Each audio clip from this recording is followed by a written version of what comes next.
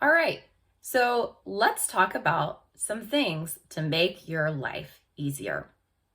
One of the most important things to do when you start working from home and you're adjusting to this new lifestyle is set a clear work schedule. That's right. Just like when you're at the office, you typically probably start work at 8 a.m. or 9 a.m. You take a break around 10 a.m. You have lunch at 12 p.m. or at 1 p.m. You have another break in the afternoon for coffee, and then you have a clear end time.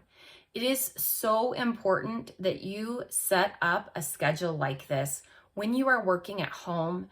That way, you do not end up with extreme burnout where you feel like you are never away from work. It's important to designate certain times to eat lunch and all those things. Otherwise, your personal life and your work life, it gets to be this mishmash of all of these things together, and it can become quite overwhelming.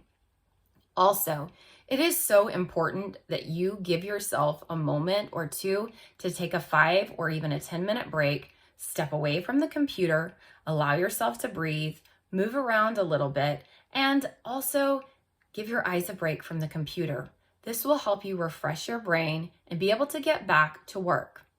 If you are struggling with this adjustment and you are wearing your pajamas to work in or not dressing very professional, if it helps you to feel better, dress nice, put your makeup on, or whatever it is that you do that helps you feel more confident.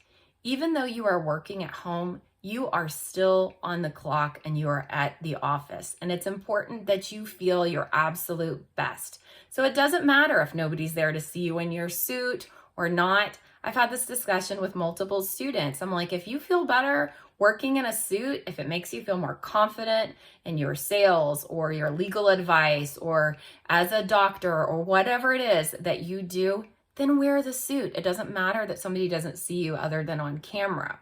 All right?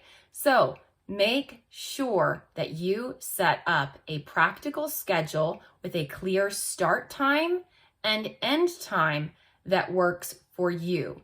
Do not get caught in the never-ending cycle of there not being any boundaries between your work life and your personal life.